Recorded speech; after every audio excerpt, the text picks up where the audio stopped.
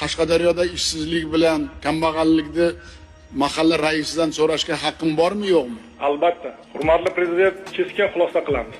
Men rosti sizni ko'plab asarlaringizni va nutqlaringizni o'qiganman, tahlil qilganman va bir narsani anglaganman. Kambag'allikdan chiqarish uchun faqatgina moddiy yordam berish kerak emas, balki o'sha kambag'al oila vakiliga ishlash uchun ham sharoit imkoniyat yaratish kerakligini anglab yetdim-da sizlar. Shu vaqtgacha o'zini hurmat qilgan inson, bola chaqasini hayotiga beparvo bo'lmagan inson bankka borib kredit olib ishli bo'ldi.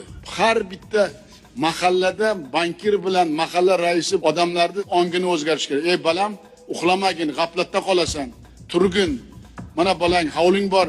Qashqadaryoda eng yo'q hovli 10 sotik. 40 sotiklar ham bor. Yaxshi yashashga da'vat qilib, shukronalik aytib, bankdan kredit olib, 10 tagina Qashqadaryoda mol boqsa, kuni o'tadimi, yo'qmi? 100 ta tovuq olib boqsa, kuni o'tadimi, yo'qmi? Shuning uchun Ravshanovga juda katta topshiriq, amaliy ishlar Qashqadaryoda meni qoniqtirmaydi. O'zingni qiynagin. Qashqadaryoga borganda birinchi bo'lib sanoatni emas, mahalla tizimini tekshiraman. Mana shu 776 ta mahallani namuna qilib berishga mas'ul va javobgarsan. Xo'p bo'ladi, hurmatli prezident.